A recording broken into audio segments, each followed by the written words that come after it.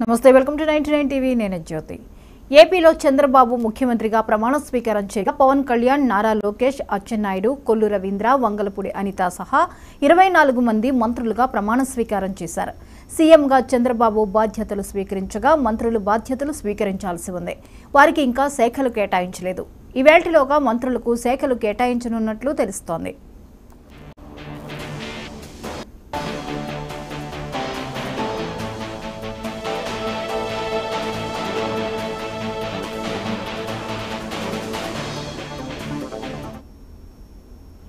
ఇక మరోవైపు ఈ నెల 18న ముఖ్యమంత్రి చంద్రబాబు అధ్యక్షతన ఏపీ కేబినెట్ తొలి సమావేశం జరుగుతుంది.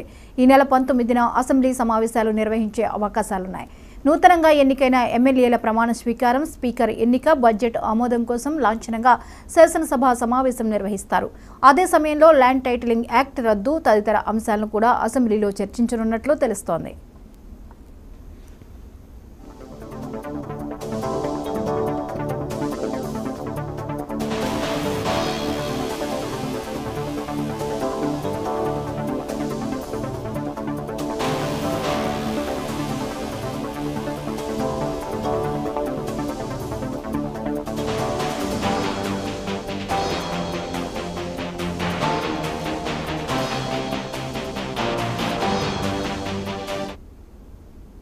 ఏపీలో చంద్రబాబు ముఖ్యమంత్రిగా ప్రమాణ స్వీకారం చేయగా పవన్ కళ్యాణ్, నారా లోకేష్, అచ్చెన్నాయుడు, కొల్లు రవీంద్ర, వంగలపూడి అనిత సహా 24 మంది మంత్రులుగా ప్రమాణ స్వీకారం చేశారు. సీఎంగా చంద్రబాబు బాధ్యతలు స్వీకరించగా మంత్రులు బాధ్యతలు స్వీకరించాల్సి ఉంది. వారికి ఇంకా శాఖలు కేటాయించలేదు. ఈవేళలోగా మంత్రులకు శాఖలు కేటాయించనున్నట్లు తెలుస్తోంది.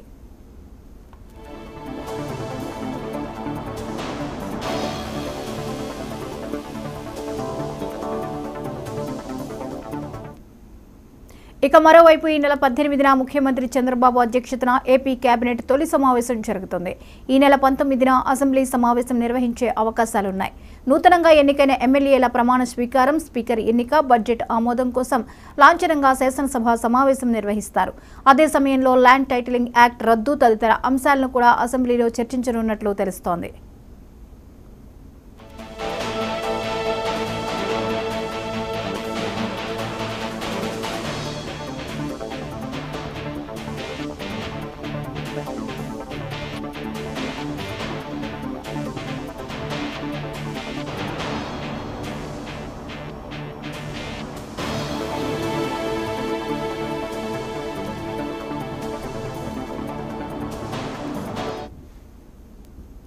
ఏపీలో చంద్రబాబు ముఖ్యమంత్రిగా ప్రమాణ స్వీకారం చేయగా పవన్ కళ్యాణ్, నారా లోకేష్, అచ్చెన్నాయుడు, కొల్లు రవీంద్ర, వంగలపూడి అనిత సహా 24 మంది మంత్రులుగా ప్రమాణ స్వీకారం చేశారు.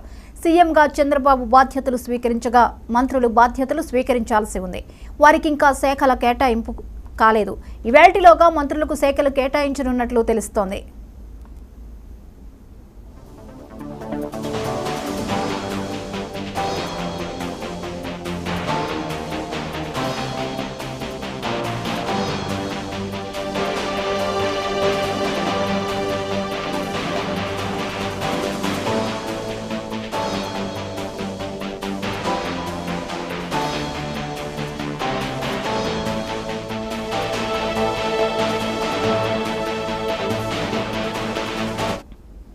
ఇక మరోవైపు ఈ నెల 18న ముఖ్యమంత్రి చంద్రబాబు అధ్యక్షతన ఏపీ కేబినెట్ తొలి సమావేశం జరుగుతుంది. ఈ నెల 19న అసెంబ్లీ సమావేశం నిర్వహించే అవకాశాలున్నాయి. నూతనంగా ఎన్నికైన ఎమ్మెల్యేల ప్రమాణ స్వీకారం, స్పీకర్ ఎన్నిక, బడ్జెట్ ఆమోదం కోసం లాంఛనంగా శాసనసభ సమావేశం నిర్వహిస్తారు. అదే సమయంలో ల్యాండ్ టైటిలింగ్ యాక్ట్ రద్దు తదితర అంశాలను కూడా అసెంబ్లీలో చర్చించనున్నట్లు తెలుస్తోంది.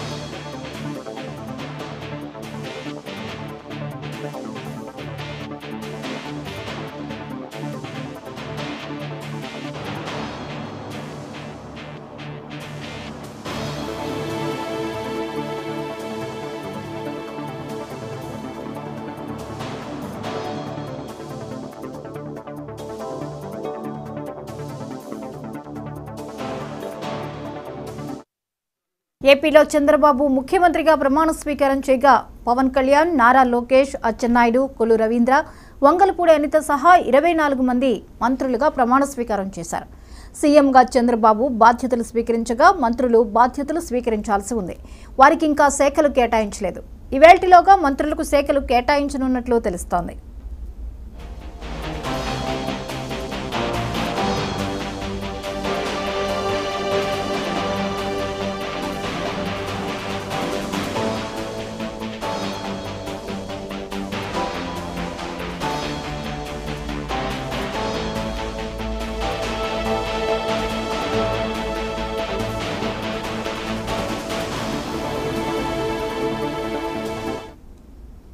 రైట్, ఈ నెల 19న అసెంబ్లీ సమావేశాలు జరిగే అవకాశాలు మనకు కనిపిస్తున్నాయి. అయితే ఇక్కడ శాఖల కేటాయింపు అనంతరమే బాధ్యతలు చేపట్టనున్నారు. రాష్ట్రంలో మొత్తానికి అధికారం చేపట్టిన ఏపీ ప్రభుత్వంలో టీడీపీ ఇక చంద్రబాబు నాయుడు ప్రమాణ స్వీకారం చేశారు. తరువాత ఆయన బాధ్యతలు చేపట్టడం కూడా జరిగింది. ఇకపోతే మంత్రుల కేటల శాఖాయింపు మీద కసరత్తు జరుగుతోంది. అయితే అది ఈ రోజు కొలిక్కొచ్చే అవకాశాలు మనకు కనిపిస్తున్నాయి. ఈ నెల 18న ఏపీ కేబినెట్ తొలి సమావేశం జరిగే అవకాశాలున్నాయి. ఇక రాష్ట్రంలో అధికార పీఠం సొంతం చేసుకున్న టీడీపీ కూటమి రంగం సిద్ధం చేసుకుంటోంది. సీఎంగా చంద్రబాబు బాధ్యతలు చేపట్టడం, తదుపరి కార్యక్రమాలన్నీ వేగవంతంగా జరిగిపోయిన పరిస్థితిని మనం చూస్తూనే ఉన్నాం. ఇక శాఖల కేటాయింపు అని మీద ఉత్కంఠ నెలకొన్నటువంటి పరిస్థితి. ఎవరెవరికి ఏ ఏ శాఖలు కేటాయిస్తారు, ఎవరికి ఏ ప్రాధాన్యత దక్కుతుంది, కూటమిలో ఇచ్చే శాఖలు ఎలా ఉండబోతున్నాయి అన్న దాని మీద ఉత్కంఠ నెలకొంది. ఇక పవన్ కళ్యాణ్కి డిప్యూటీ సీఎం ఇస్తారన్నటువంటి వార్తలు అయితే జోరుగానే కొనసాగుతున్నాయి. మొత్తానికి బాధ్యతలు చేపట్టిన అనంతరం వరుస పనులతో సీఎం చంద్రబాబు నాయుడు బిజీగా ఉన్నారు. ఈ రోజుల్లో శాఖల కేటాయింపుతో ఒక కొలిక్కి వచ్చే అవకాశాలున్నాయి. ఇక 19న అసెంబ్లీ సమావేశాలు ఏర్పాటు కానున్నట్లుగా తెలుస్తోంది. అయితే ఈ నెల 18న ఏపీ కేబినెట్ తొలి సమావేశం అయితే జరగనుంది.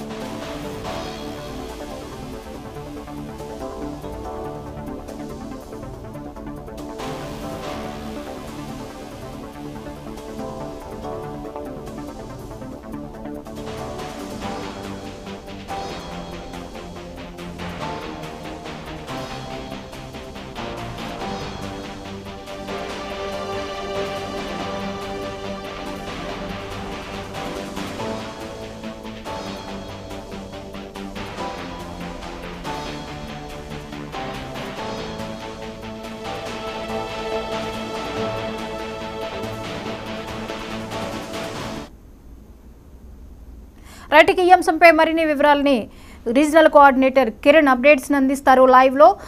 కిరణ్ చెప్పండి, ఇక శాఖల కేటాయింపు అనేది అయితే మిగిలిపోయినటువంటి పరిస్థితి, ఎవరెవరికి ఏ శాఖలు దక్కుతాయా అన్నటువంటి డిస్కషన్స్ జోరుగా సాగుతున్నటువంటి పరిస్థితి.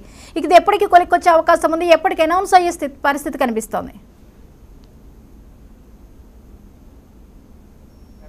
ఆంధ్రప్రదేశ్ లో తెలుగుదేశం అధికారంలోకి రావడం ముఖ్యంగా మనం చూస్తున్నట్టయితే ఎన్డీఏ కూటమి 164 అసెంబ్లీ స్థానాల్లో అధికారాన్ని కైవసం చేస్తున్న నేపథ్యంలో ప్రధానంగా ప్రమాణ స్వీకారం అనంతరం నిన్న సాయంత్రం 4:41 సచివాలయంలో ముఖ్యమంత్రి హోదాలో మొట్టమొదటి సంతకం చేయడం. మరోవైపు ఏదైతే ఎన్నికల ప్రచారంలో భాగంగా 5 హామీలను నెరవేరుస్తూ ముందుగా మెగా డిఎస్సితో పాటు అదేవిధంగా పెన్షన్ల పెంపు కావచ్చు, అదేవిధంగా ల్యాండ్ టైటిలింగ్ యాక్ట్, ప్రధానంగా తెలుగుదేశం పార్టీ ఎన్డీఏ కూటమికి అధికారాన్ని కట్టబెట్టినటువంటి ల్యాండ్ టైటిలింగ్ యాక్ట్ ప్రధానంగా కీలక పాత్ర పోతుందని చెప్పి ఈ నేపథ్యంలో మొత్తం 5 సంతకాలు చేసినటువంటి ముఖ్యమంత్రి చంద్రబాబు నాయుడు రేపు అంటే 18వ తారీఖు మొట్టమొదటిగా కేబినెట్ సమావేశాన్ని నిర్వహించి 19వ తారీఖు నుంచి 4-5 రోజుల పాటు అసెంబ్లీ సమావేశాలు నిర్వహించేందుకు సిద్ధమవుతున్న పరిస్థితి కనిపిస్తుంది. ఈ నేపథ్యంలో ఇప్పటికే ఏదైతే మంత్రులు మొత్తం 24 మంది మొత్తం కూటమి అభ్యర్థులుగా గెలుపొందినటువంటి ఎవరైతే ఉన్నారో వీళ్ళందరికీ కూడా ఎమ్మెల్యేలకి మంత్రి పదవులు కేటాయించడం జరిగింది. వీళ్ళందరికైతే ఏ శాఖలు కేటాయిస్తారనేది చాలా సందిగ్ధంగా నెలకొన్న పరిస్థితి. ముఖ్యంగా జనసేన అధినేత ఎమ్మెల్యే పవన్ కళ్యాణ్ కు డిప్యూటీ సీఎం తో పాటు హోమ్ మినిస్టర్ ఇస్తారని చెప్పి ప్రచారం అయితే జరుగుతున్న పరిస్థితి. ఇంకో పక్క పంచాయతీరాజ్ శాఖ కానీ గ్రామీణ అభివృద్ధి కానీ ఈ శాఖలు కూడా ఇచ్చే అవకాశం అయితే ఉందని చెప్పి ఇప్పటికే అధికారికంగా చర్చ కూడా నడుస్తున్న పరిస్థితి.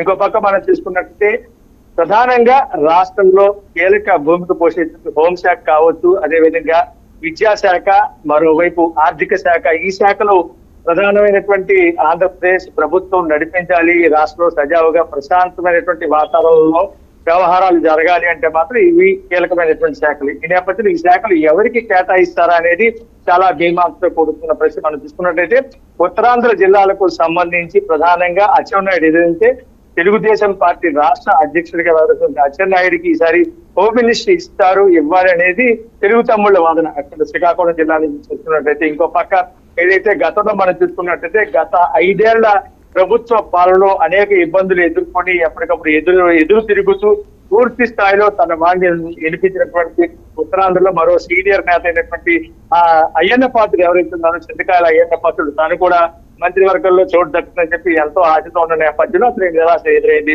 అయితే తాను ఖచ్చితంగా కనీసం స్పీకర్ పోస్టింగ్ అయినా సరే తనకి ఇచ్చే స్పీకర్ గా పదవిని కట్టబెడితే మాత్రం ఖచ్చితంగా అసెంబ్లీలో తన వాణ్ణి వినిపించడమే కాదు, ఏదైతే గత 5 ఏళ్లుగా చిత్ర వదలకు గురి చేసి తెలుగు తమ్ముళ్ళను కావచ్చు, తెలుగుదేశం పార్టీని కావచ్చు, అధికార యంత్రాంగం ఏ రకంగా ఇబ్బందులు గురి చేస్తాం వాటన్నిటి కూడా వాళ్ళకి తగిన బుద్ధి గుణపాఠం చెప్తామని చెప్పి ఇప్పటికే అయ్యన్న పాత్రుడు పదే బాహాటంగా హెచ్చరిస్తున్న పరిస్థితి. ఈ నేపథ్యంలో తనకు స్పీకర్ కావాలనేది స్పష్టంగా తెలుస్తున్న పరిస్థితి. ఇక మంత్రివర్గ విస్తరణకు సంబంధించి కావచ్చు, మంత్రివర్గంలో ఎవరెవరికి చోటునగా ఈ 24 మంది కూడా కీలకమైన శాఖలు కావాలని చెప్పి వీళ్ళందరూ కూడాను ఎంతో ఆశలు ఎదురు చూస్తున్నారు. అయితే ముఖ్యమంత్రి చంద్రబాబు నాయుడు ఏదైతే మంత్రులందరికీ కూడా ప్రమాణ స్వీకారం చేస్తున్న నేపథ్యంలో వీళ్ళందరికీ కూడాను నిన్న మనం చూసుకున్నట్లయితే ఒక సమావేశాన్ని కూడా ఏర్పాటు చేసి శాఖలు ముఖ్యంగా కేటాయించిన నేపథ్యంలో చాలా జాగ్రత్తగా వ్యవహరించాలని చెప్పి అవసరమైనటువంటి ఫైల్ మీద సంతకాలు పెట్టేటప్పుడు కావచ్చు, లేదంటే ఇతర అంశాలకు కావచ్చు, వీటన్నిటి మీద కూడా చాలా జాగ్రత్తగా వ్యవహరించడం, ప్రజలకు ఎటువంటి ఇబ్బంది లేకుండా సుపరిపాలన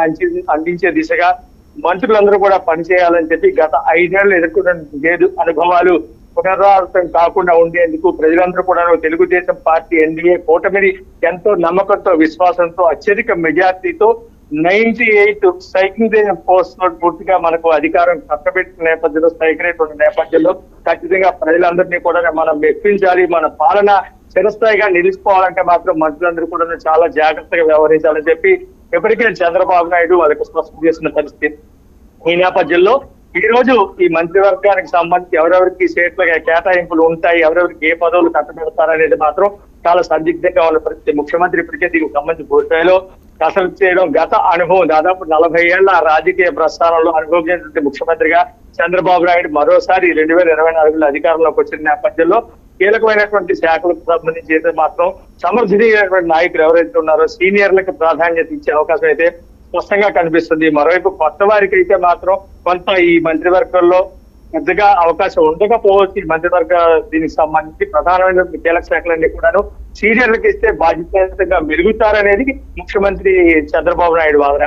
ఇక మనం చూసుకున్నట్టయితే 17వ తారీఖు బక్రీద్ కావడంతో 18వ తారీఖు మొట్టమొదటి కేబినెట్ ఏదైతే రాష్ట్రంలో అధికారంలో తెలుగుదేశం పార్టీ పూర్తి అధికారంలోకి వచ్చిన నేపథ్యంలో 18వ తారీఖున కేబినెట్ సమావేశం నిర్వహించి అనంతరం 19వ తారీఖు నుంచి కూడాను అసెంబ్లీ సమావేశాలు నిర్వహించే అవకాశం అయితే స్పష్టంగా కనిపిస్తున్నాయి. ఈ సమావేశాలు 4-5 రోజులు జరుగుతాయని చెప్పి ఇప్పటికే తెలుస్తుంది. ప్రధానంగా మనం చూసుకున్నట్టయితే బడ్జెట్ కు సంబంధించి కావచ్చు, ఇతరత్ర ఏదైతే తెలుగుదేశం పార్టీ అధికారంలోకి వస్తున్న నేపథ్యంలో ఇచ్చినటువంటి హామీలకు సంబంధించి ముఖ్యంగా ల్యాండ్ టైటిలింగ్ యాక్ట్ కు సంబంధించి ఇతరత్ర అంశాలకు సంబంధించి కూడా చర్చ నడిచే అవకాశం అయితే కనిపిస్తుంది. అయితే ఇక ప్రతిపక్షానికి సంబంధించి చూసుకున్నట్టయితే వైఎస్ఆర్ కాంగ్రెస్ పార్టీ కేవలం 11 అసెంబ్లీ స్థానాలకు పరిమితం అయిన నేపథ్యంలో ప్రతిపక్ష వాణి గాని వారి మాట గాని అసెంబ్లీలో వినిపించే పరిస్థితి అయితే ఉండబోదనేది ఇక్కడ మనకు స్పష్టంగా కనిపిస్తుంది. ఇంకో పక్క మనం చూసుకున్నట్టయితే కేవలం 11 మంది ప్రతిపక్షంలో ఉన్నటువంటి ఎమ్మెల్యేలు ఎవరైతే ఉన్నారో వీళ్ళెవరు కూడా అసెంబ్లీకి వచ్చే పరిస్థితి ఉంటుందా లేదా అనేది మాత్రం ప్రశ్నార్థకంగానే కనిపిస్తుంది. కేవలం అధికార పక్షంగా ఉన్నటువంటి ఎన్డీఏ కూటమి మొత్తం 164 మంది ఎమ్మెల్యేస్ తోటి ఏకపక్షంగా అసెంబ్లీని వచ్చే అవకాశాలు అయితే కనిపిస్తున్నాయి. ఇకపోతే కూటమి పార్టీలో శాఖల కేటాయింపు అనేదే ప్రధానంగా ఒక కసరత్తు అని చెప్పవచ్చు. కూటమి పార్టీలను బ్యాలెన్స్ చేసుకుంటూ వెళ్ళాలి. అలాగే మీరు ఇందాక చెప్పినట్లుగా కొత్త వాళ్ళు ఎక్కువగా ఉన్నటువంటి పరిస్థితి, దీనిని బట్టి ఏ ప్రాతిపదికన చంద్రబాబు నాయుడు గారు శాఖల కేటాయింపు విషయంలో కసరత్తు చేయాల్సి ఉంటుంది? ఖచ్చితంగా ఇందాక నేను చెప్పినట్టుగానే కీలకమైనటువంటి హోంశాఖ కావచ్చు, లేదంటే రాష్ట్రంలో విద్యాశాఖ కావచ్చు, లేదంటే పౌర సరఫరాల శాఖ కావచ్చు, మరోవైపు నీటిపారుదల శాఖ కావచ్చు, ఆర్థిక శాఖ కావచ్చు, ఇవన్నీ కూడా రాష్ట్రానికి ఒక రకంగా వెన్నెముక లాంటివి. ఇవి ప్రధానమైనటువంటి అంశాలు. ఈ శాఖలకు సంబంధించి అయితే మాత్రం అనుభవజ్ఞులైనటువంటి వ్యక్తులకే ఇవి ఇవ్వాల్సిన పరిస్థితి కలుగుతుంది. ఎందుకంటే కొత్త వారికి అవకాశం ఇచ్చినప్పటికీ కూడాను ఆ పూర్తి స్థాయిలో వాళ్ళు అవగాహన ఆ శాఖల మీద పట్టు సాధించాలంటే కనీసం ఒక 5-6 నెలల నుంచి సంవత్సర కాలం పట్టే పరిస్థితి నెలకొంటుంది. ఈ నేపథ్యంలో ఇప్పటికే అతలాకుతటువంటి ఆంధ్రప్రదేశ్ ఏదైతే అభివృద్ధిలో పూర్తిగా వెనుకబాటులో ఉన్నటువంటి ఆంధ్రప్రదేశ్ లో ఖచ్చితంగా ఒక పక్క ప్రత్యేక హోదా కావచ్చు, మరోవైపు పోలవరం ప్రాజెక్ట్ కావచ్చు, ఇతరత్ర అంశాలకు సంబంధించి కూడా పూర్తి స్థాయిలో కసరత్తు చేసి ప్రజలకు త్వరితగతిన దాని యొక్క ఫలితాలను అందించాల్సిన పరిస్థితి ఉంటుంది. ఈ నేపథ్యంలో కొత్త వారికి కానీ అవకాశం ఇస్తే మాత్రం ప్రధానమైనటువంటి కీలక శాఖలు ఏదైతే ఇందాక నేను చెప్పినట్టుగా హోమ్ మినిస్ట్రీ కానీ, లేదంటే నీటిపారుదల శాఖ కానీ, విద్యాశాఖ కానీ, ఇలాంటి శాఖలు ఏవైతే ఉన్నాయో వీటిని ఇచ్చినట్టయితే కొంత ఇబ్బంది పడే అవకాశం ఉంటుంది. ఎందుకంటే వాళ్ళు ఎవరైతే అధికారికంగా ఉన్నటువంటి వ్యక్తులు ఏదంటే ఐఏఎస్లు, ఐపీఎస్లు వీళ్ళ మీద బేస్ అయ్యి ప్రధాన సలహాదారులు గతంలో చూసుకున్నట్టయితే గత ప్రభుత్వానికి పూర్తిగా వైఫల్యం చెందడానికి కూడా ప్రధాన కారణం ప్రధాన సలహాదారులు దాదాపుగా 40 మందికి పైగా ఈ ప్రభుత్వంలో వైఎస్ఆర్ కాంగ్రెస్ పార్టీ ప్రభుత్వ సలహాదారుల వల్లే కొంత ఆ పార్టీకి ఇబ్బందులు ఎదురయ్యాయి. ఆ పార్టీ ఈ రోజు ఓటమి కూడా కారణం అని చెప్పి ఇప్పటికే ప్రాథమికంగా తెలుస్తున్న పరిస్థితి ఆ పార్టీ నేతలందరూ కూడా. ఈ నేపథ్యంలో మరోసారి అటువంటి సమస్యలు కానీ అటువంటి ఇబ్బందులు కానీ పునరావృతం అయ్యే పరిస్థితి మాత్రం ప్రస్తుతం ఎన్డీఏ కూటమిలో ఉండే పరిస్థితి ఉంటుంది. ఎందుకంటే చంద్రబాబు నాయుడు గారు చూసుకున్నట్లయితే అపారమైన అనుభవశాలి. ఇంకో పక్క 40 ఏళ్ల సుదీర్ఘ రాజకీయ ప్రస్థానం, ఇప్పటికే ముఖ్యమంత్రిగా పలు దఫాలుగా చేసినటువంటి అనుభవం ఉన్న నేపథ్యంలో ఎవరి మాట వినే పరిస్థితి ఉంటుందో పూర్తి స్థాయిలో అన్ని శాఖలకు సంబంధించి కమాండింగ్ ఏదైతే పట్టు కూడా పూర్తిగా ఉన్నటువంటి పరిస్థితి ఈ రోజు చంద్రబాబు నాయుడు. ఈ నేపథ్యంలో ముఖ్యమంత్రి చంద్రబాబు నాయుడుతో పాటు అటు డిప్యూటీ సీఎం గా ఉన్నటువంటి పవన్ కళ్యాణ్ కూడా పూర్తిగా తోడు కావడం, ఇంకో పక్క ఆ పవన్ కళ్యాణ్ కు ఏదైతే డిప్యూటీ సీఎం హోదాతో పాటు మరోవైపు హోంశాఖ ఇస్తారా, లేదంటే పంచాయతీ గ్రామీణాభివృద్ధి శాఖ ఇస్తారనేది కీలకం కాబోతుంది. ఈ శాఖలను కానీ కేటాయించినట్టయితే మాత్రం ఖచ్చితంగా ప్రజలకు కానీ ఇటు ప్రభుత్వానికి సంబంధించిన ఎటువంటి ఇబ్బందులు తలెత్తే పరిస్థితులు. ముఖ్యంగా ఎడ్యుకేషన్ రాష్ట్రంలో మనం చూసుకున్నట్టయితే విద్య అత్యంత కీలకమైనది. ఇంకో పక్క నీటిపారుదల ఏదైతే వ్యవసాయ రంగానికి వెన్నుముక నీటిపారుదల శాఖకు సంబంధించి కానీ, మరోవైపు ఆర్థిక రంగం రాష్ట్రం ఇప్పటికే అప్పుల ఊబిలో కూరుకున్న నేపథ్యంలో ఆర్థికంగా పూర్తి స్థాయిలో భరోసా కల్పిస్తూ వివిధ కంపెనీలు దేశ విదేశాల నుంచి ప్రపంచ దేశాల నుంచి వివిధ కంపెనీలు ఆకర్షించేందుకు ఆంధ్రప్రదేశ్ లో ఉన్నటువంటి మౌలిక సదుపాయాలు వినియోగించుకునేలాగా ఆర్థికంగా పూర్తి స్థాయిలో బలోపేతం అవడానికి అవసరమైన చర్యలు తీసుకోవడం, ఇంకో పక్క రాష్ట్ర ఖజానాలో చిల్లి కావాలనే పరిస్థితి ఈ రోజు మనం చూస్తుంది. దీనికి సంబంధించి బడ్జెట్ కేటాయింపులు ఏ రకంగా చేస్తే బాగుంటుంది, ఇటువంటి అంశాలు. ఇంకో పక్క హోంశాఖ ఏదైతే ఉందో పోలీస్ వ్యవస్థ పూర్తిగా రక్షణ రంగానికి సంబంధించి కావచ్చు, మరోవైపు శాంతి భద్రతల పరిరక్షణకు సంబంధించి కానీ పూర్తి స్థాయిలో చర్యలు తీసుకోవాలంటే దానికి సమర్థమైన నాయకత్వం ఎంతో అవసరం. ఈ నేపథ్యంలో ఆ స్థాయిలో ఆ మంత్రి హోదాలో ఉండే వ్యక్తిని బట్టే ఇక్కడ శాంతి భద్రతల పరిరక్షణ కావచ్చు, ఇతర అంశాలు కావచ్చు, ఇవన్నీ కూడా ముడిపడి ఉన్న నేపథ్యంలో ఖచ్చితంగా సమర్థమైనటువంటి నాయకులు ఉంటేనే అది సాధ్యమవుతుంది. కాబట్టి ఆ తరహాలోనే ముఖ్యమంత్రి చంద్రబాబు నాయుడు ఆయా శాఖలు ఎవరికి కేటాయించాలనేది ఇప్పటికే కసరత్తు చేయడం జరిగింది. దీనికి సంబంధించి మహిళలకు ఏ శాఖలు దక్కే అవకాశం ఉంది? ఖచ్చితంగా మనం చూసుకున్నట్లయితే విశాఖకు సంబంధించి అయితే మనం ఇక్కడ ఏదైతే అనకాపల్లి జిల్లా వంగలపూడి అనిత నాయకరాబాద్ నుంచి గెలిచిన నేపథ్యంలో ఆవిడ కూడాను కొద్దిసేపటి క్రితమే హోమ్ మినిస్టర్ ఇస్తారేమో మహిళా కోటాలో అని చెప్పి, ఆవిడ ఎస్సీకి సంబంధించిన సామాజిక వర్గం కాబట్టి ఆవిడకి మహిళా కోటాలో ఖచ్చితంగా హోమ్ మినిస్టర్ ఇస్తారని చెప్పి ఆశావహులుగా ఇప్పటికే చాలా మంది ఆవిడ అభిమానులు కావచ్చు, తెలుగు తమ్ముళ్ళు కావచ్చు కొంతవరకు ఛాన్స్ అయితే ఉంటాయని చెప్పి చెప్తున్నారు. ఎందుకంటే గతంలో మనం చూసుకున్నట్లయితే గత ప్రభుత్వ హయాంలో చూసుకున్నట్లయితే మహిళలకే పెద్దపీట వేసిన కోణాల్లో చూసుకున్నట్లయితే ఈసారి కూడా మహిళలకు తెలుగుదేశం పార్టీ అన్యాయం చేయదని చెప్పి చెప్తున్న పరిస్థితి. అయితే ఆవిడకి ఇస్తారా లేదన్నది మాత్రం $1 మిలియన్ ప్రశ్నగానే ఉంది. ఎందుకంటే ఇందాక నేను చెప్పినట్టుగానే ప్రధానంగా మనం చూసుకున్నట్లయితే ఇక్కడ ప్రభుత్వాన్ని సమర్థవంతంగా నడుపుతూ ప్రజలకు ఎటువంటి ఇబ్బందులు లేకుండా ప్రభుత్వం ముందుకు సాగాల్సిన పరిస్థితి. కాబట్టి కీలకమైనటువంటి శాఖలు సమర్థవంతంగా పరిపాలించేటువంటి నాయకులు ఆ శాఖలు కేటాయిస్తేనే మంత్రులతోటి పూర్తి స్థాయిలో ముఖ్యమంత్రి చంద్రబాబు నాయుడు పాలనని చాలా ఈజీగా ముందుకు నడిపించే పరిస్థితి ఉంటుంది. కాబట్టి ఎందుకంటే ఎప్పుడు కూడా మనం చూసుకున్నట్లయితే గతంలో చూసుకున్నట్లయితే చంద్రబాబు నాయుడు అధికారంలో ఉన్నప్పుడల్లా కూడాను మంత్రివర్గ విస్తరణ వచ్చి 2 సంవత్సరాలు లేదంటే 2.5 సంవత్సరాలకు ఒకసారి మంత్రివర్గ విస్తరణ చేస్తూ ఎప్పటికప్పుడు కొత్తగా మంత్రులకు అవకాశం ఇస్తూ కొత్త వారిని తీసుకొచ్చి వాళ్ళకి అవకాశం ఇచ్చే పరిస్థితులు కనిపిస్తున్నాయి. ఈ నేపథ్యంలో ప్రస్తుతం మనం చూసుకున్నట్లయితే కీలక శాఖలు ముఖ్యమైనటువంటి సీనియర్లు ఎవరైతున్నారో వాళ్ళకి ఇచ్చి, కొత్త వాళ్ళు ఎవరైతున్నారో వాళ్ళకి సపోజ్ మహిళా స్త్రీ శిశు సంక్షేమ శాఖ కావచ్చు, ఇలాంటి శాఖలు ఏమైనా ఇచ్చి మిగతా కీలకమైనటువంటి శాఖలన్నీ కూడా సీనియర్లకు ఇచ్చే అవకాశం అయితే స్పష్టంగా కనిపిస్తుంది. Right, thank you Kiran.